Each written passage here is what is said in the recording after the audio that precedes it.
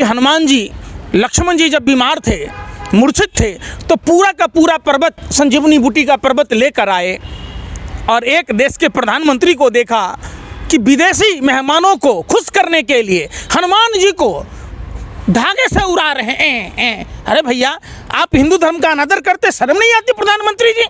ये देश पूछता है आप पर, और आपको आसमान में पतंग की तरह हनुमान जी को उड़ाने की इजाज़त किसने दिया? इसलिए आप पर थूकता है भारत कि आपने सनातन धर्म का गलत दुरुपयोग किया है। मोदी जी हनुमान जी की पतंग उड़ा रहे हैं, इस मुद्दे को कैसे देखते हैं? एक तरफ कुछ भी होता है तो विरोध होने लगता है। देखिए, मोदी जी हिंदू धर्म का शुरू से विरोधी रहे हैं। ये कलयुगी रावण और कालनेमी के लोग हैं।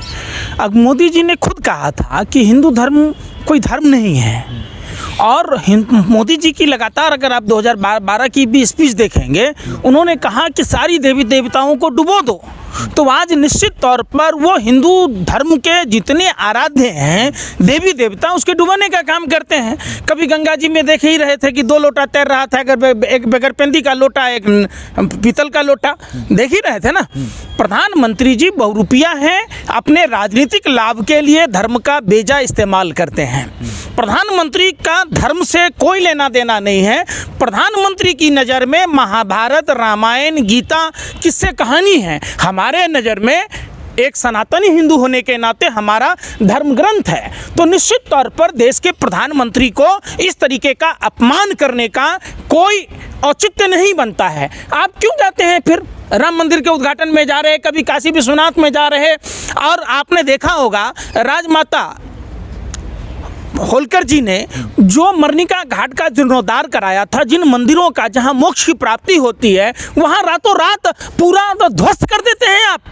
आपको शर्म नाम की चीज़ नहीं है। हमने बाबर औरंगजेब को नहीं देखा, लेकिन आधुनिक भारत के बाबर औरंगजेब को देखा, जो गाय कंपनियों, बीफ कंपनियों से चंदा लेता है, जो बीफ पर से जीएसटी हटवाता है, जो गौहत्या को बढ़ावा देता है, जो गाय पर प्रतिबंध नहीं लगाता।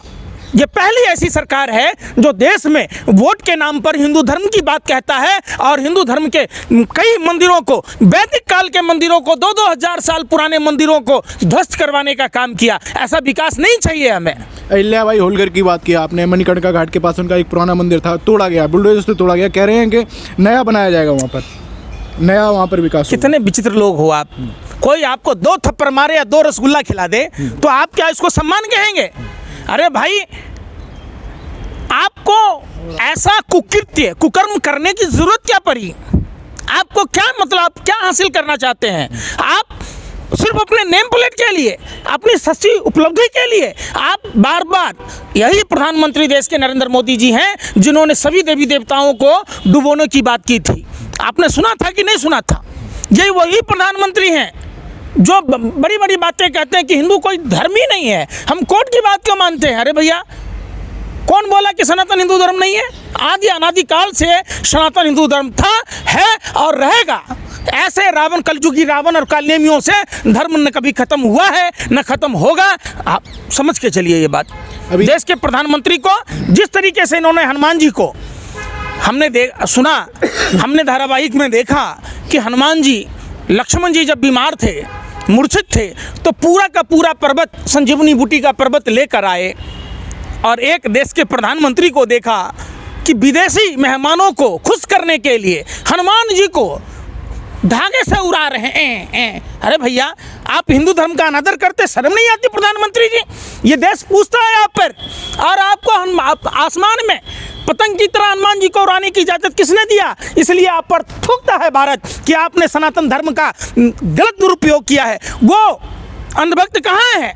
वो तमाम जो साधु संत सरकारी एजेंट बन के घुमा फिरते हैं, जब हमारे आराध्य प्रभु श्री राम के जो अनन्य भक्त हैं, हनुमान जी जिनका ननिहाल हमारे मिथिला में है, हमारे यहाँ हनुमान जी का ननिहाल है, तो निश्चित तौर पर आप अगर इस तरीके का हनुमान जी का अपमान करेंगे तो हम लोग बर्दाश्त नहीं करेंगे।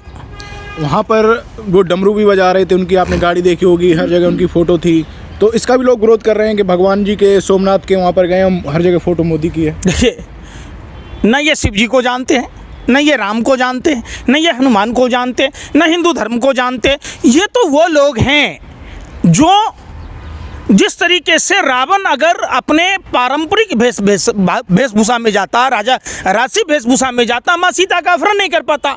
नरेंद्र मोदी धार्मिक आवरण धारण करके जिस तरीके से कालनेमी और रावण ने दिग्भ्रमित करने की कोशिश की, ये हिंदुओं को दिग्भ्रमित कर रहे हैं, हिंदू देवी देवताओं का अपमान कर रहे हैं। भारतीय जनता पार्टी में ऐसे नेताओं के, लुच्चे लफंगे नेताओं की कोई कमी नहीं है जो कभी सीता जी को अपमान करता है।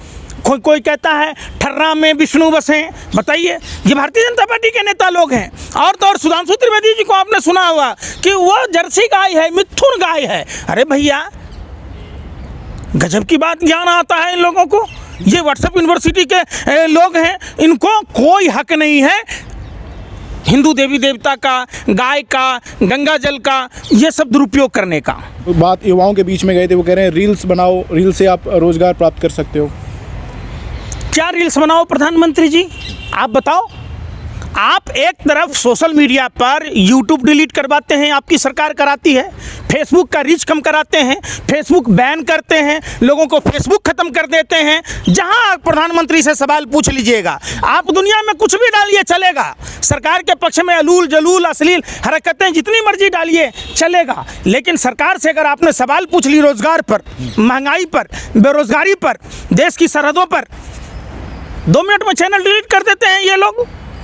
ऐसे सोशल मीडिया प्लेटफॉर्म के जो मालिक हैं, जो कंपनियां हैं, वो सावधान हो जाएं। देशव्यापी आंदोलन होगा अगर सरकार के इशारों पर आपने यूट्यूब, फेसबुक को बैन करना शुरू किया, डिलीट करना शुरू किया, तो ये सड़कें जाम होगी, सड़कों पर बड़ा आंदोलन होगा। जिस तरीके से कई जगहों पर मंदिर तोड़े गए, पहले दिल्ली में तोड़ा गया, अब गुजरात में तोड़ा गया, वाराणसी में तोड़ा गया, दाल मंडी में जो है कह रहे रास्ता चौड़ा करने के लिए ये चीज़ की जा रही है, वहाँ के लोग नाराज़ हैं।